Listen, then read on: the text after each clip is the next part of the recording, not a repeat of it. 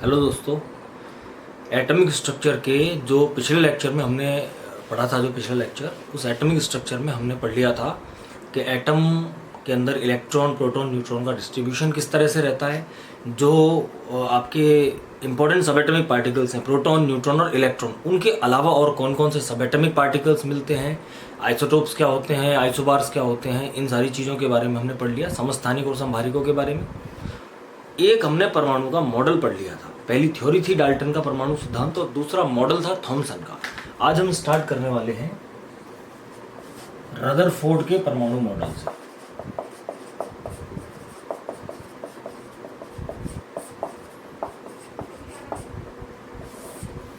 Atomic model of Rutherford.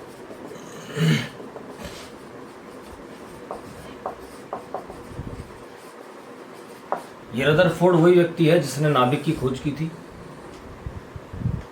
Rutherford ने, जो Thompson था, उस थॉमसन के मॉडल में कमी थी कि थॉमसन ने अपनी सोच के अनुरूप उत्तर दे दिया।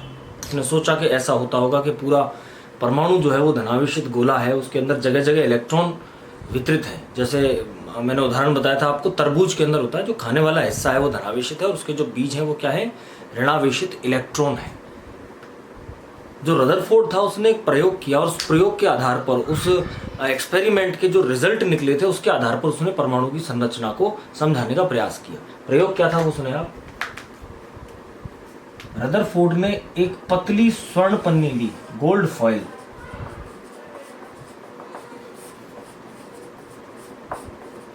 आपने चांदी की पन्नी देखी है, सिल्वर फॉइल देखी होगी, जो मिठाइयों पर लगाते हैं, हनुमान जी के ऊपर चढ़ाते हैं, वो सिल्वर फॉइल होती है। वो काफी पतली होती है, उससे भी बहुत पतली। कितनी पतली? 0.0004 सेंटीमीटर।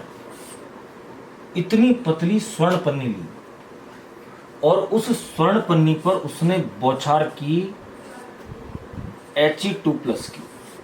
जो द्विधनावेशित हीलियम नाभिक होता है, डबली पॉजिटिव चार्ज हीलियम न्यूक्लियस, उसको हम कहते हैं अल्फा कण, अल्फा पार्टिकल्स कहलाते हैं।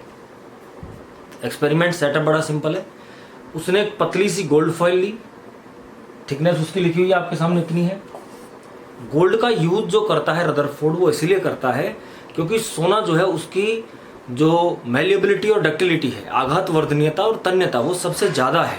सबसे पतली जो शीट बन सकती है वो किसकी बन सकती है? सबसे पतली लेयर जो है वो गोल्ड की बन सकती है। इसी प्रकार जो सबसे अधिक लंबाई तक खींच सकती है धातु, वो भी कौन है? सोना है। तो इसलिए उसने सोने का चुनाव किया। उस गोल्ड की इतनी पतली उसने लेयर ले ली। उस गोल्ड फॉइल पर उसने बौछार की किसकी? He2+ की।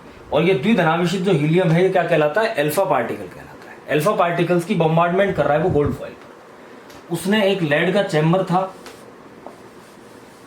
उस लेड चैम्बर में रेडियो एक्टिव रेडियम से इन अल्फा पार्टिकल्स को प्रोड्यूस करने का काम किया और उनकी बॉम्बार्डमेंट करता है वो कहां पर? आपके थिन गोल्ड फॉइल पर। ये उसका एक्सपेरिमेंट सेटअप है। रिजल्ट देखने के लिए उसने सामने स्क्रीन लगाया था, वो स्क्रीन था ZnS का, जिंक सल्फाइड का उसने स्क्रीन यूज किया था। इस एक्सपेरिमेंट में अल्फा पार्टिकल्स किस जगह पर पहुंचेंगे उसका कंक्लूजन पता करने के लिए उसने जो स्क्रीन लगाया था वो किसका था? ZnS, जिंक सल्फाइड का। मुझे लगता है कि ऑब्जेक्टिव क्वेश्चंस जो बनते हैं वो ज्यादातर हो चुके हैं। अल्फा पार्टिकल्स प्रोड्यूस करने के लिए क्या काम में लिया उसने? रेडियम। बौछार किसकी की? अल्फा कण की। अल्फा कण क्या होता है? He2+। गोल्ड का यूज किया, जिसकी कितनी थिकनेस की लेयर थी? इतनी पतली, 0.004 सेंटीमीटर की। गोल्ड का यूज क्यों किया? वो सोना ही क्यों यूज कर रहा है? इसलिए यूज कर रहा है क्योंकि उसकी आघात वर्धनीयता और तन्यता, मैलिएबिलिटी और डक्टिलिटी जो है वो सबसे ज्यादा है। और उसने लाइट सेंसिटिव जिंक सल्फाइड का स्क्रीन यूज किया है इस एक्सपेरिमेंट का रिजल्ट देखने के लिए। तो ये तो मैंने आपको सेटअप बता दिया एक बार रदरफोर्ड के एक्सपेरिमेंट का। एक्सपेरिमेंट क्या है वो सुने।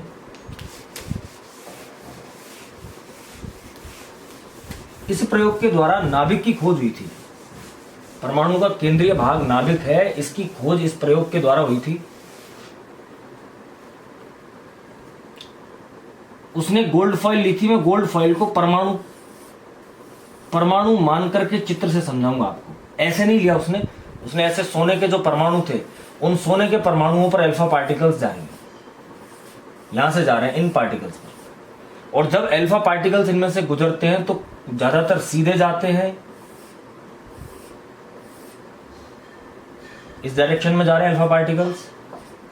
कुछ अपने पाथ से डेविएट होते हैं, इधर उधर मुड़ते हैं, डेविएशन होता है इन पार्टिकल्स का, टकराते हैं।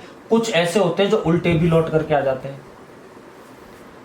गोल्ड फॉइल पर जो उसने अल्फा पार्टिकल डाले थे, उन अल्फा कणों की भेदन क्षमता, पेनिट्रेटिंग पावर बहुत ज्यादा होती है, और भेदन क्षमता ज्यादा है तो उसका जो अनुमान था वो अनुमान ये था कि अल्फा कण जाएंगे गोल्ड फॉइल से सीधे पार निकलेंगे। लेकिन उसने क्या देखा कि ज्यादातर अल्फा कण तो बिल्कुल सही बात है सीधे निकल जाते हैं, लेकिन कुछ पार्टिकल्स अपने रास्ते से भटकते हैं, कुछ बहुत ज्यादा भटक जाते हैं, इवन उल्टे तक लौट के आ जाते हैं। तो उसने ये जो रिजल्ट ऑब्टेन किए थे उनकी वजह क्या हो सकती है देखें। इस हिस्से से जो अल्फा कण जा रहे होंगे वो सीधे निकल जाएंगे, उनके रास्ते में कोई रुकावट नहीं है। आगे पर्दा काई का लग रहा है, ZnS का, बता चुका हूं मैं आपको, जिंक सल्फाइड का। जो परमाणु के इस स्थान से अल्फा कण जा रहे हैं, इस जगह से, उनके रास्ते में कोई भी रुकावट नहीं आने वाली है, वो बिल्कुल सीधे स्ट्रेट पार निकल जाएंगे, कोई दिक्कत नहीं। जो इस नाभिक के पास पहुंचेगा, न्यूक्लियस के बगल से निकलेगा, वो थोड़ा सा मुड़ेगा, और बगल से निकलेगा वो और ज्यादा मुड़ जाएगा, और बगल से निकलेगा वो और ज्यादा मुड़ जाएगा, और जो सीधा इससे टकराएगा वो उसी रास्ते पर लौटकर वापस आ जाएगा। तो जो ये इसका एक्सपेरिमेंट था रदरफोर्ड का, पहला उसने अनुभव क्या देखा कि ज्यादातर अल्फा कण जो होते हैं वो बिल्कुल सीधे निकल जाते हैं, बिल्कुल सीधे जाकर के टकरा देते हैं, सीधे यहां स्ट्राइक करते हैं, बिल्कुल रास्ते में कोई डेविएशन नहीं, किसी से कोई टकराना नहीं, कोई उनके मार्ग में परिवर्तन नहीं, जिस रास्ते पर वो चल रहे थे उसी रास्ते पर सीधे जाते हैं और बिल्कुल स्क्रीन से टकरा जाते हैं। तो ज्यादातर अल्फा कण बिल्कुल सीधे निकले। उसने बता दिया कि भाई परमाणु का जो अधिकांश भाग है वो खोखला है, most part of the atom is vacant, empty, खाली है, कुछ नहीं है उसमें। एटम का ज्यादातर हिस्सा कैसा है, खोखला। जबकि थॉमसन ने यह बताया था कि जो परमाणु है उस परमाणु में समान रूप से द्रव्यमान और आवेश वितरित रहता है। तो जो थॉमसन की बात थी वो तो नेचुरली यहां पे गलत हो गई। एक्सपेरिमेंट से प्रूव कर रहा है रदरफोर्ड कि परमाणु का अधिकांश भाग कैसा है, खोखला है, बिल्कुल खाली है। कुछ पार्टिकल्स डेविएट होते हैं, अपने रास्ते से विचलित होते हैं, और लगभग 1 आउट ऑफ 5000, लगभग 5000 में से एक कण ऐसा भी होता है कि वो 90 डिग्री तक डेविएट हो जाता है, सीधा चलता हुआ ऐसे मुड़ जाता है एकदम। 5000 में से एक कण की स्थिति लगभग ये रहती है कि वो 90 डिग्री के कोण तक मुड़ जाता है, और लगभग 1 आउट ऑफ 20,000, 20,000 में से एक आध कण ऐसा होता है जो जिस रास्ते से जा रहा था उस रास्ते से ही वापस लौट करके आ जाता है। रदरफोर्ड ने इस घटना की, पहला उसने देखा कि ज्यादातर सीधे निकल गए, तो उसने कंक्लूजन दिया कि परमाणु का अधिकांश भाग खोखला है। दूसरा उसने देखा कि कुछ कण जो है वो अपने रास्ते से विचलित हो रहे हैं, डेविएट हो रहे हैं अपने रास्ते से। तो उसने बताया कि भाई बीच में कुछ पॉजिटिव चार्ज कोई जगह उपस्थित हो सकती है परमाणु के अंदर, उसकी वजह से इस तरह का डेविएशन इसमें देखने को मिल रहा है। तीसरा, एक कण ऐसा है जो सीधा गया और उसी रास्ते पर टकरा के लौट आया। रदरफोर्ड ने स्टेटमेंट दिया था इसके लिए, it is unbelievable for me, like a cannon shot can not turn a piece of paper. एक कागज के टुकड़े से एक तोप का गोला टकरा करके लौट आया हो, उसको फाड़ नहीं पाया हो कागज को। अखबार जो है, कोई अखबार रखा हुआ है, उस पर आप 10 सेंटीमीटर मोटा, इतना मोटा तोप का गोला चलाएं और वो तोप का गोला उस अखबार को फाड़े बिना टकरा कर लौट आए, क्या आप विश्वास करेंगे इस चीज पर? नहीं करेंगे। ये विश्वास किसको नहीं हुआ? रदरफोर्ड को नहीं हुआ कि ऐसा भी हो सकता है। तो उसने बताया कि जिस जगह पर ये कण टकरा कर लौट कर आया है वो एटम का सेंटर है, उस सेंटर का नाम है न्यूक्लियस या नाभिक कहते हैं उसको। ध्यान से सुनना, अगला स्टेटमेंट क्या देता है ये कि एटम का पूरा मास और चार्ज इसी न्यूक्लियस में प्रेजेंट होता है, और ये न्यूक्लियस होता है लगभग एटम के साइज से, एटम सबसे छोटा है, उस छोटे साइज से भी 1 लाख गुना छोटा, बहुत छोटा। ऐसा बताया गया अनुमान के अगर एटम को हम फुटबॉल ग्राउंड मान लें तो उसमें बैठी हुई मक्खी के बराबर का न्यूक्लियस होता है, बहुत छोटा होता है। वो केंद्र है उसका, परमाणु का। सारा जो इलेक्ट्रॉन चारों तरफ घूम रहे हैं वो उसके कंट्रोल में है। तो इस नाभिक की खोज उसने प्रयोग द्वारा की है कि भाई ये इस तरह से इससे टकरा करके वापस लौट आया, तो ये केंद्र इसका नाभिक है। एक्सपेरिमेंट बता दिया उसने, कंक्लूजन दे दिया, ज्यादातर खाली है, बीच में सेंटर है जिसका नाम नाभिक है, और पूरा द्रव्यमान और आवेश जो है वो उसी के अंदर उपस्थित है। सवाल आया एक कि भाई थॉमसन ने एक कण की खोज की थी इलेक्ट्रॉन की, वो इलेक्ट्रॉन कहां है? तो उस इलेक्ट्रॉन के लिए क्या बताया इसने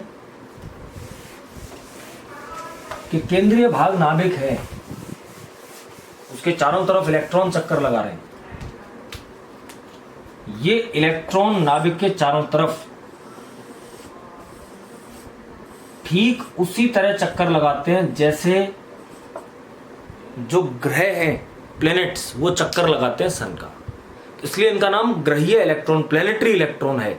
ये अराउंड द न्यूक्लियस इलेक्ट्रॉन ठीक उसी तरह से चक्कर लगा रहे हैं जैसे ग्रह किसका चक्कर लगाते हैं? सूर्य का चक्कर लगाते हैं। जैसे चंद्रमा पृथ्वी का चक्कर लगा रहा है, जैसे पृथ्वी सूर्य का चक्कर लगा रही है, इसी प्रकार ये इलेक्ट्रॉन चारों तरफ न्यूक्लियस के चक्कर लगाते हैं। रदरफोर्ड ने अपनी बात खत्म कर दी। एटम का जो थॉमसन का मॉडल था वो फेल हो गया पूरी तरह से। नई चीज डिस्कवर हुई, सेंट्रल पार्ट न्यूक्लियस होता है, नाभिक होता है, आवेश, द्रव्यमान सब कुछ उसी में प्रेजेंट होता है। एक व्यक्ति और था जिसका नाम था मैक्सवेल।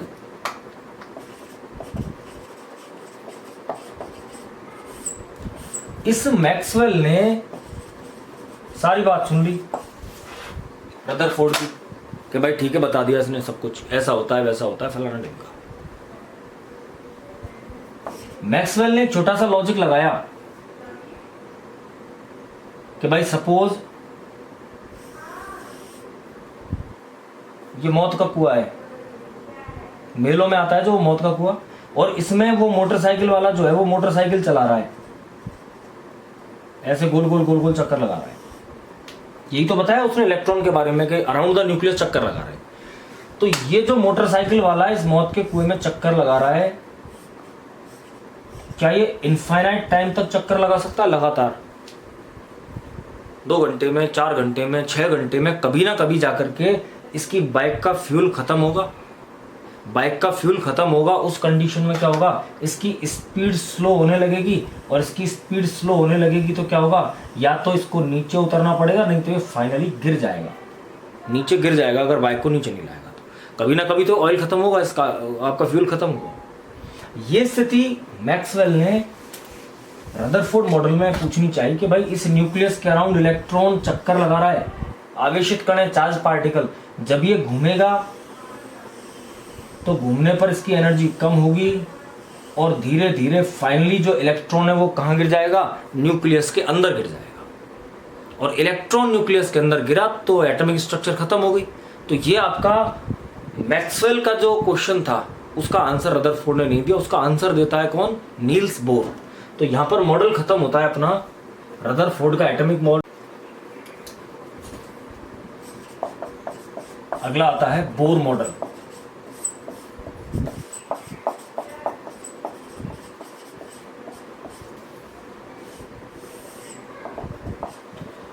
देखिए नील्स बोर जो है वो क्या कहता है अपने मॉडल में कि भाई रदरफोर्ड ने जो बात बताई है वो ठीक है, केंद्रीय भाग जो है वो नाभिक है, उसमें आवेश द्रव्यमान रहते हैं, वो सब चीज ठीक है।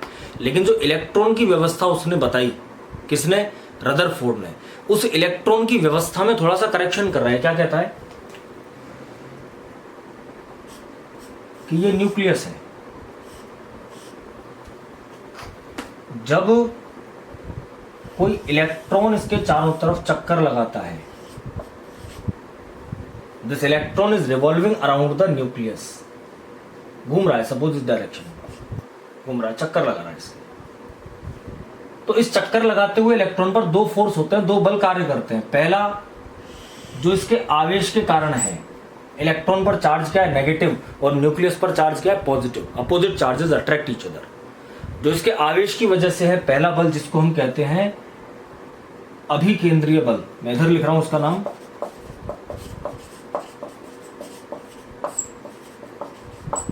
या सेंट्रीपिटल फोर्स, या इसको कहते हैं न्यूक्लियर अट्रैक्शन फोर्स।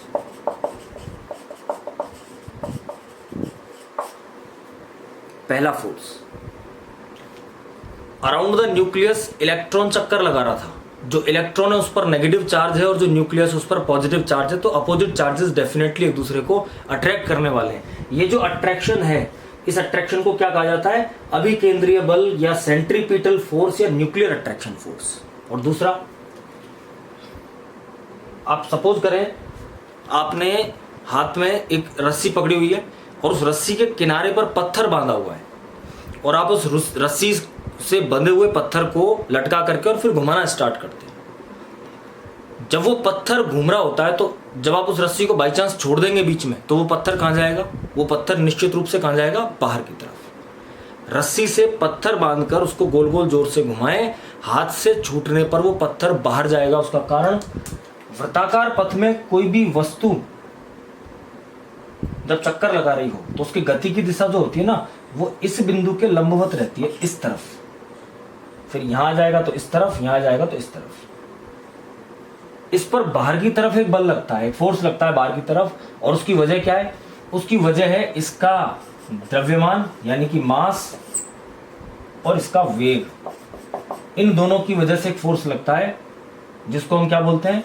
जिसको बोलते हैं हम अपकेंद्रण बल, सेंट्रीफ्यूगल फोर्स।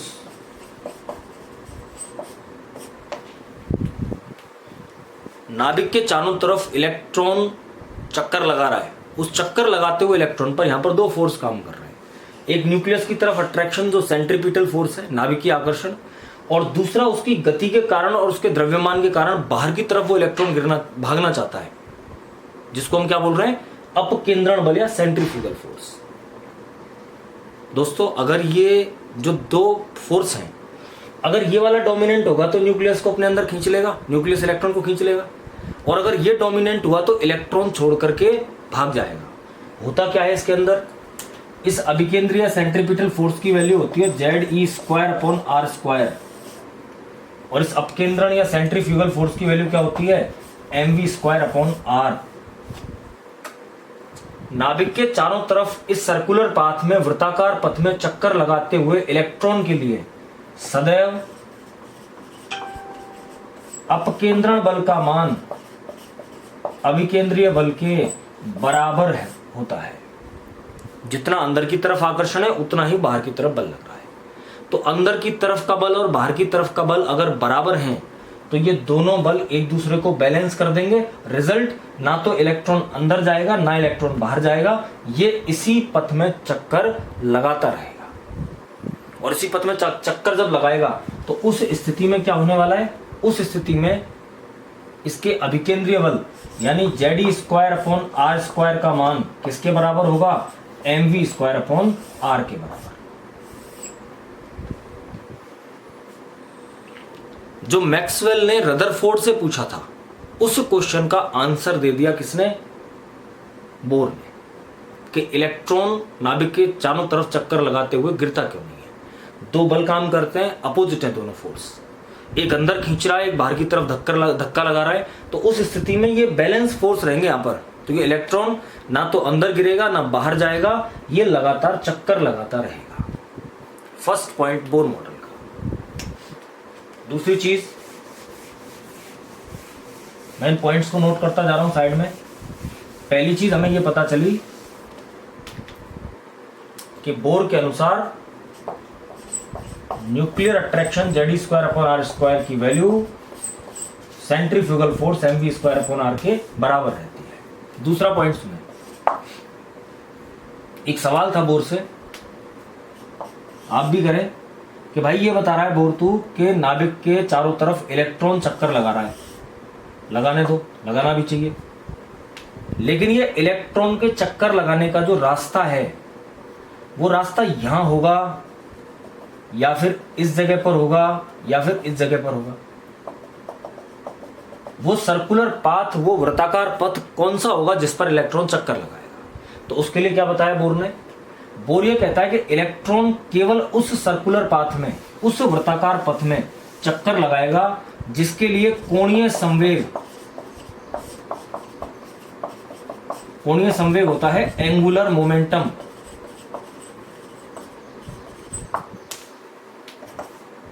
h/2π का पूर्ण गुणज हो, इंटीग्रल मल्टीपल हो। मींस जिस पाथ के लिए mvr nh/2π के बराबर होगा, केवल उसी पाथ में इलेक्ट्रॉन चक्कर लगाएगा। ये दूसरा पॉइंट।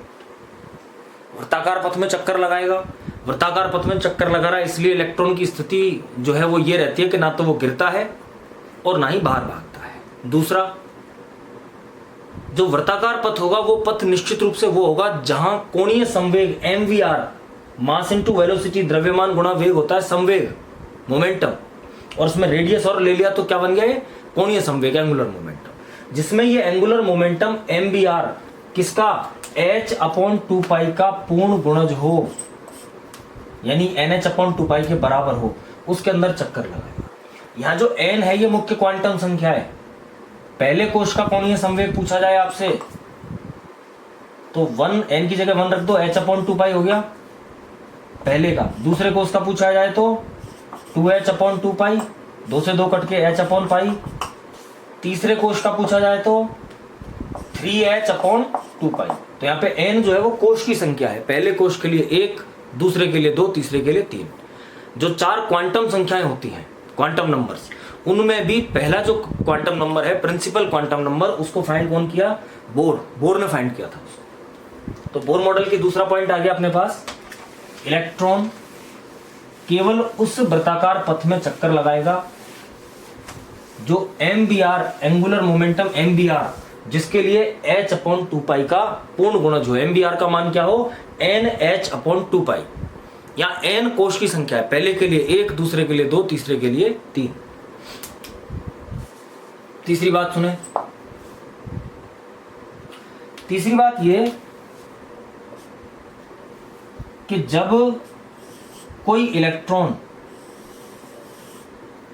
जिस ऑर्बिट का, जिस कोश का, जिस ऊर्जा स्तर का, जिस एनर्जी लेवल का है, वो उसी में चक्कर लगा रहा है, अपने घर में चक्कर लगा रहा है, तो इस इलेक्ट्रॉन के इस पथ पे चक्कर लगाने के दौरान इसकी ऊर्जा में कोई परिवर्तन नहीं होता। इलेक्ट्रॉन यहां घूमता रहे, दिन रात घूमेगा, लगातार घूमेगा, लेकिन इस इलेक्ट्रॉन के घूमने से इसकी एनर्जी पर कोई इफेक्ट नहीं आएगा। ना तो इसकी एनर्जी कम होगी और ना ही बढ़ेगी। ये एनर्जी लेवल में मान रहा हूं E1। अगर ये इलेक्ट्रॉन कहीं से एनर्जी एब्जॉर्ब कर लेता है तो ये इस एनर्जी लेवल से अगले एनर्जी लेवल में चला जाएगा। ये इलेक्ट्रॉन जंप करके यहां चला गया, ये एनर्जी क्या होगी? E2। जो पहला एनर्जी लेवल है इसकी एनर्जी में E1 मान रहा हूं, दूसरा एनर्जी लेवल है इसकी एनर्जी क्या मान रहा हूं? E2। तो ये बताइए आप कि जब ये इलेक्ट्रॉन नीचे से ऊपर जाएगा, निम्न ऊर्जा स्तर से लोअर एनर्जी लेवल से हायर एनर्जी लेवल में जाएगा, तो इसको ऊर्जा की आवश्यकता होगी या ये निकालेगा? निश्चित रूप से कम से ज्यादा में पहुंचने के लिए ऊर्जा आवश्यक होगी। तो यहां ऊर्जा का क्या होगा? अवशोषण होगा, एब्जॉर्प्शन होगा एनर्जी का। और जब ये इलेक्ट्रॉन इस ऊपर वाले एनर्जी लेवल से वापस अपनी ग्राउंड स्टेट में, जो नीचे का एनर्जी लेवल जहां से वो इलेक्ट्रॉन ताल्लुक रखता है, वो एनर्जी लेवल कहलाता है उसकी आद्य अवस्था, ग्राउंड स्टेट। और एनर्जी लेकर के जहां जहां पहुंच सकता है वो कहलाती है उसकी उत्तेजित अवस्था, एक्साइटेड स्टेट। यहां से यहां जा रहा था, उसके लिए इसने ऊर्जा का अवशोषण किया, और जब इस E2 से वापस E1 में लौट कर आएगा तो जो ऊर्जा इसने ऊपर जाने के लिए अवशोषित की थी, उस ऊर्जा का अब ये क्या करेगा? एमिशन करेगा, उत्सर्जन करेगा। किसी एक एनर्जी लेवल से, किसी एक ऊर्जा स्तर से दूसरे ऊर्जा स्तर में जाने के लिए कितनी ऊर्जा अवशोषित होगी या कितनी ऊर्जा उत्सर्जित होगी वापस लौटने पर, इसका मान क्या होता है? इसका मान डेल्टा E का मान होगा E2 माइनस E1। अगर नीचे से ऊपर गया तो अवशोषण होगा उतनी ऊर्जा का, और अगर ऊपर से नीचे आया तो उतनी ऊर्जा का क्या होगा? उत्सर्जन होगा, यानी इलेक्ट्रॉन जब अपने पथ पे चक्कर लगाता है तो ना तो ऊर्जा उसकी कम होती है ना ही बढ़ती है। अगर वो नीचे से ऊपर के एनर्जी लेवल में जाता है तो ऊर्जा का अवशोषण करेगा, और अगर हायर एनर्जी लेवल से वापस ग्राउंड स्टेट में लौटता है या किसी भी लोअर एनर्जी लेवल में लौटता है तो वो उस ऊर्जा का क्या करता है, उत्सर्जन करता है। और उस अवशोषित या उत्सर्जित ऊर्जा का मान कितना होता है, डेल्टा ई, जो कैसे निकाली जाती है, इन दोनों ऊर्जा स्तरों की ऊर्जा के अंतर से हम इसका कैलकुलेशन कर लेते हैं। तो डेल्टा ई का मान, तीसरा पॉइंट, डेल्टा ई का मान होता है क्या, E2 माइनस E1। और चौथा पॉइंट सिंपल सा कि ये एनर्जी का जो एब्जॉर्प्शन है या एमिशन है ये कंटिन्यूअस नहीं होता, लगातार नहीं होता, सतत नहीं होता। ये ऊर्जा का अवशोषण या उत्सर्जन एनर्जी के छोटे छोटे पैकेट्स की फॉर्म में होता है, जो कि ऊर्जा की सबसे छोटी इकाई है, क्वांटा या फोटोन। तो जो एनर्जी होती है इस एब्जॉर्प्शन की या एमिशन की, वो क्वांटाइज्ड होती है। और क्वांटाइज्ड एनर्जी है, इसका अर्थ क्या हुआ, इसका अर्थ ये हुआ कि डेल्टा ई का मान क्या होता है, एच न्यू। यहां पर जो एच है यह है दोस्तों प्लांक नियतांक, Planck constant 6.62 into 10⁻³ joule into second, या 6.62 इंटू 10⁻27 अर्ग इंटू सेकेंड। ये आपके वैल्यू होती है किसकी, प्लांक कांस्टेंट की। और जो यहां पर एच प्लांक नियतांक था और जो यहां पर ये न्यू है, ये है आवृत्ति, फ्रीक्वेंसी। और फ्रीक्वेंसी की वैल्यू होती है c/λ। c यहां पर है वेलोसिटी ऑफ लाइट और लैम्डा है वेवलेंथ, तरंग दैर्ध्य। लैम्डा होता है 1/न्यू बार, न्यू बार है यहाँ तरंग संख्या, वेव नंबर। तो न्यू बार की वैल्यू क्या हो जाएगी, 1/λ। तो 1/λ न्यू बार होता है, तो न्यू की वैल्यू क्या हो जाएगी, c न्यू बार। वही एक दूसरे से फॉर्मूले डेराइव हो रहे। सबसे पहले में आवृत्ति है, आवृत्ति होती है प्रकाश का वेग अपॉन तरंग दैर्ध्य। तरंग दैर्ध्य जो है वो तरंग संख्या का इनवर्स होता है, अपोजिट होता है। तो लैम्डा 1/न्यू बार होगा, तो 1/λ जो है वो न्यू बार बन जाएगा। तो न्यू की वैल्यू क्या आ गई, c न्यू बार। और न्यू की वैल्यू अगर c न्यू बार है तो पुट करिए, इन सारे फॉर्मूलों को एज इट इज लिख दो। डेल्टा ई का मान क्या हो जाएगा, न्यू की जगह c/λ, तो hc/λ, या 1/λ की जगह न्यू बार, तो डेल्टा ई का मान हो जाएगा क्या, hc न्यू बार। आप ऊर्जा निकाल सकते हैं, ऊर्जा का अंतर निकाल सकते हैं। कैसे, आपको आवृत्ति दे रखी हो, या तरंग दैर्ध्य दे रखा हो, या तरंग संख्या दे रखी हो, आप इनमें से किसी को भी यूज करके ऊर्जा का कैलकुलेशन कर सकते हैं। तो ये सारी बातें जो बताई थी वो किसने बताई, बोर ने। इलेक्ट्रॉन चारों तरफ वृत्ताकार पथ में चक्कर लगाता है। जब इलेक्ट्रॉन उस वृत्ताकार पथ में चक्कर लगा रहा है तो उसकी ऊर्जा में कमी या वृद्धि नहीं होती। जब इलेक्ट्रॉन चक्कर लगाता है तो उस पर दो बल कार्यरत होते हैं, नाभिकीय आकर्षण और अपकेंद्रण। ये दोनों बल एक दूसरे को बैलेंस कर देते हैं, मात्रा बराबर है लेकिन दिशा विपरीत है। इसलिए इलेक्ट्रॉन लगातार चक्कर लगाता है, ना गिरता है और ना ही बाहर जाता है। इलेक्ट्रॉन जिस पथ में चक्कर लगाएगा वो पथ mvr, उस पथ के लिए जो कोणीय संवेग एंगुलर मोमेंटम, वो h/2π का पूर्ण गुणज होना चाहिए, इंटीग्रल मल्टीपल होना चाहिए। ये सारी चीजें हमने बोर मॉडल में पढ़ी। बोर मॉडल की एप्लीकेशंस की बात करें तो सबसे पहला है बोर कक्ष की त्रिज्या का परिकलन।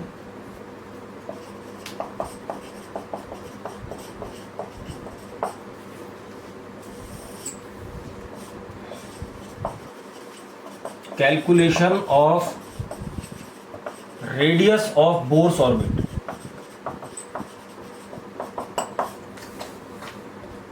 बोर ने जो एनर्जी लेवल बताए, क्या बताया उसने, एनर्जी लेवल बताए कितने, सुनो। ये पहला पूरा गोला बना देता हूं मैं, अब इतना चंदा सा ही बनाऊंगा आधा। ये के कोश है पहला, ये दूसरा, ये तीसरा, ये चौथा, ये पांचवा, छठवां, सातवां, सातवें तक हमारे काम आ रहे हैं K L M N O P और क्यू। आवर्त सारणी के तत्व जो हैं वो सातवें कोश तक इलेक्ट्रॉन भरे जाते हैं उनमें, और उसके बाद आठवें से लेकर के कहां तक होते हैं, अनंत तक होते हैं। कोशों की संख्या कुल कितनी होती है, इनफाइनाइट, अनंत होती है। कोई सा बोर ऑर्बिट है, पहला, दूसरा, तीसरा, चौथा, पांचवा, कोई सा भी, उस बोर ऑर्बिट की रेडियस निकालने के लिए अपन बोर मॉडल को यूज कर सकते हैं। कैसे कैलकुलेट की जाती है, मैं इसका पहले वाले का आपको थोड़ा सा डेरिवेशन बता देता हूं, आवश्यकता नहीं रहती है वैसे। हम जानते हैं एक चीज बोर ने बताई थी कि अभिकेंद्रीय बल जो होता है उसका मान किसके बराबर है, अपकेंद्रण बल के। बोर मॉडल का सबसे पहला पॉइंट था कि जो नाभिकीय आकर्षण है और अपकेंद्रण बल है वो दोनों बराबर होते हैं। मतलब Z square upon R square का मान होता है M V square upon R, R से आर कैंसिल करिए, then Z square upon R equals to M V square. अब ये जो एम वी स्क्वायर है इसमें अपन इस v की वैल्यू कैलकुलेट करेंगे, कहां से, हमने एक चीज और पढ़ी है, M V R equals to N H upon 2 तो v की वैल्यू क्या आ गई, v की वैल्यू आ गई एन एच अपॉन, v को रखना है तो एम आर को इधर भेज दो, 2 एम आर। ये हमारे पास v की वैल्यू आ गई। तो हम क्या करेंगे कि ये जो v की वैल्यू निकली है इस v की वैल्यू को इस इक्वेशन में पुट कर दो, then Z E square upon R equals to M, और v की जगह N H upon 2 M R whole square. मैंने v की जगह क्या वैल्यू पुट कर दी, N H upon 2 M are.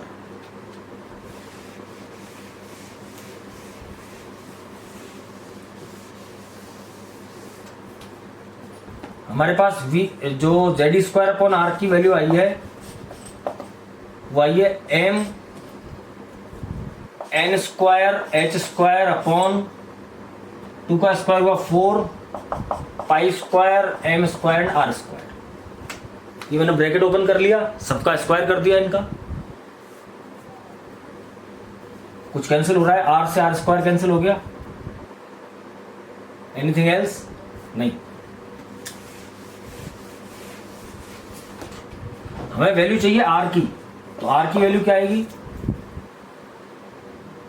और कुछ कैंसिल हो रहा है क्या, नहीं हो रहा, आर की वैल्यू आएगी क्या, नहीं, एम से ये स्क्वायर और कैंसिल हो रहा है, एम से ये स्क्वायर कैंसिल हो जाएगा, ये एम है, ये एम का स्क्वायर है, स्क्वायर कट गया और कुछ इक्वल नहीं है। तो आर की वैल्यू क्या आ जाएगी, N square H square upon 4 pi square M Z E square. ये फॉर्मूला है, इसको यूज करके अपन वैल्यू कैलकुलेट कर सकते हैं किसकी, रेडियस की। पहली चीज है फॉर्मूला ही बहुत लंबा चौड़ा सा है, इसमें एक एक वैल्यू पुट करना, कैलकुलेट करना ये बड़ा कठिन है। एच प्लैंक्स कांस्टेंट है, इसकी वैल्यू फिक्स है, 4 की वैल्यू फिक्स है, पाई की फिक्स है, एम मास ऑफ इलेक्ट्रॉन ये फिक्स है, ई चार्ज इलेक्ट्रॉन का ये भी फिक्स है।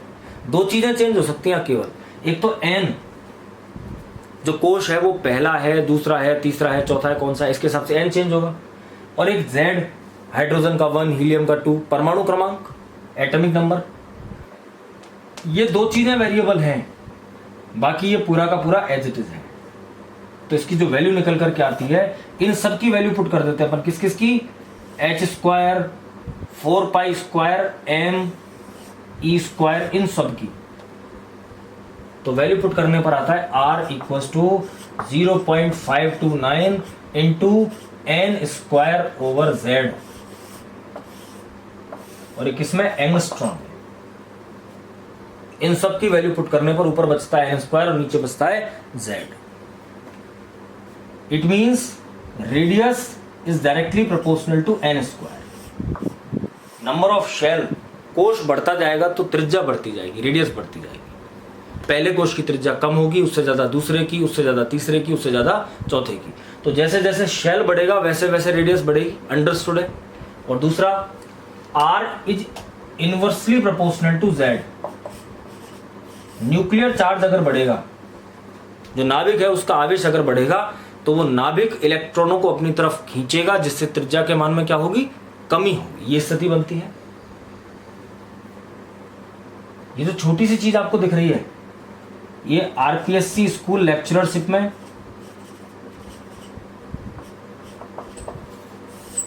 और आरएएस में 2 परीक्षाओं में पूछी गई।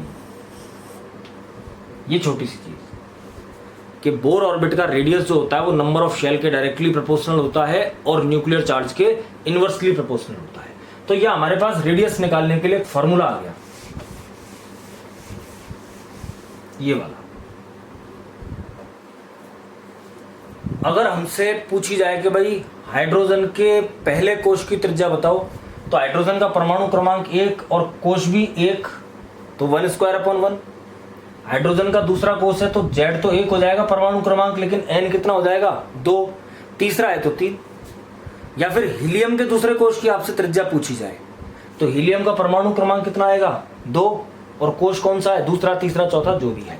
तो यहां पर आप कोश की संख्या रखेंगे N की जगह पर, Z की जगह पर आप रखेंगे क्या, Z की जगह पर आप रखेंगे उसका परमाणु क्रमांक, और बोर कक्ष की त्रिज्या कैलकुलेट कर सकते हैं। सीधा क्वेश्चन आपके सामने होगा तो आराम से आप कर लेंगे। दूसरा, R प्रोपोर्शनल टू N² है और R inversely proportional to Z है।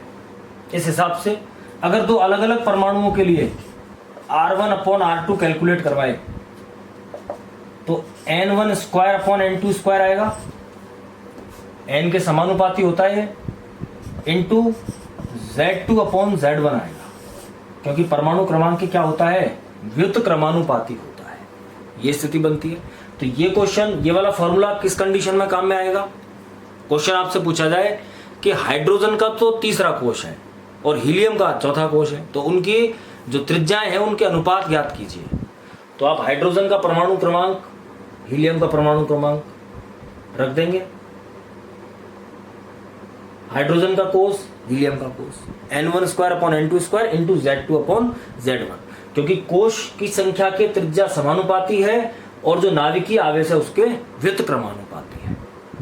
तो ये सिंपल सा फॉर्मूला यूज करके आप 2 चीजें ज्ञात कर सकते हैं। आपको कोई भी बोर कक्ष दिया गया है, उस बोर कक्ष की त्रिज्या ज्ञात कर सकते हैं, और दूसरा, अगर 2 अलग अलग परमाणुओं के कोशों का अनुपात पूछा जाए त्रिज्या का, या एक ही परमाणु के 2 कोशों की त्रिज्या का अनुपात पूछा जाए, आप उस कंडीशन में ये फॉर्मूले यूज कर सकते हैं। तो ये बात हुई बोर कक्ष की त्रिज्या की।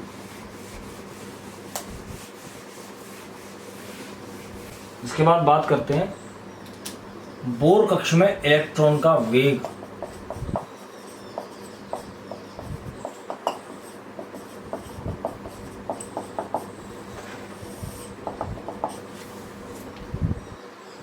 बोर कक्ष में इलेक्ट्रॉन के वेग की बात करें तो सुने आप, इसकी डेरिवेशन जो है, इसकी डेरिवेशन हम वहीं से उठाएंगे जो हमने स्टार्टिंग में बात की थी बोर मॉडल में, कि जो सेंट्रीपिटल फोर्स होता है,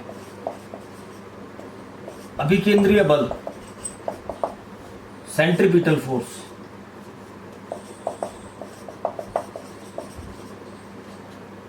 इसका मान अपकेंद्रण बल यानी सेंट्रीफ्यूगल फोर्स के बराबर है। Ze²/R² mv²/R, R से square cancel, then Ze²/R mv²। ये बात बोर ने बता दी थी पहली बार में। इस mv² को मैं mv इंटू v लिख सकता हूं, कोई दिक्कत नहीं है। हमने पढ़ा है एंगुलर मोमेंटम mvr की वैल्यू क्या होती है, NH/2π। तो mv की वैल्यू क्या होगी, mv की वैल्यू होगी NH/2πr।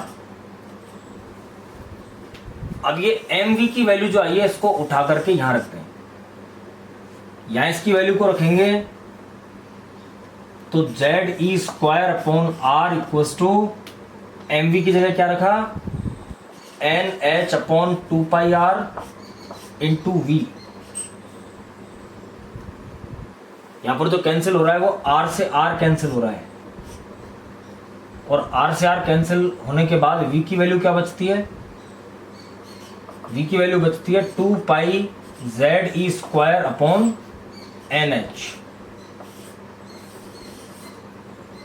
ये जो फॉर्मूला है, ये फॉर्मूला किसी भी बोर ऑर्बिट के अंदर जो इलेक्ट्रॉन घूम रहा है उसकी वेलोसिटी निकालने के लिए है। अब यहां पर 2 फिक्स है, पाई फिक्स है, ई फिक्स है, और एच प्लैंक्स कांस्टेंट ये भी फिक्स है। ये चारों चीजें फिक्स हैं, दो चीजें बची क्या, z और n। तो जो इसको सॉल्व करके फॉर्मूला आता है वो आता है 2.18 इंटू 10 पावर 8। ये तो 2 पाई ई स्क्वायर और h, इनकी वैल्यू पुट करने के बाद आ रहा है। ऊपर क्या बच रहा है, z, और नीचे क्या बच रहा है, n, सेंटीमीटर पर सेकेंड। ये जो फॉर्मूला आपके सामने है, इस फॉर्मूले से आप किसी भी बोर ऑर्बिट की वेलोसिटी कैलकुलेट कर सकते हैं कि उसकी वेलोसिटी कितनी होगी। वेलोसिटी जो है वो किस पर डिपेंड करेगी, आपको दिख रहा होगा, न्यूक्लियर चार्ज बढ़ने के साथ साथ वेलोसिटी बढ़ती है, डायरेक्टली प्रोपोर्शनल, और नंबर ऑफ शेल, कोश की संख्या बढ़ने के साथ साथ जो वेग है उस वेग में कमी होती है। लॉजिकल चीज है, समझिए इसको।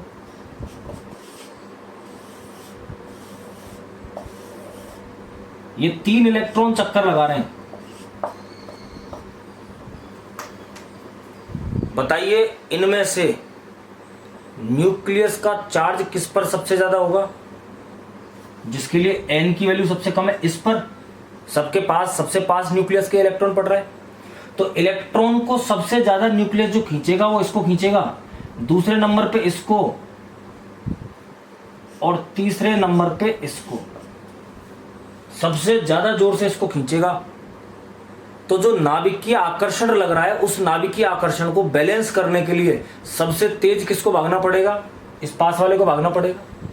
एक चीज समझे आप, इससे भी सरल तरीके से, कि जैसे इस जगह पर आग लग रही है,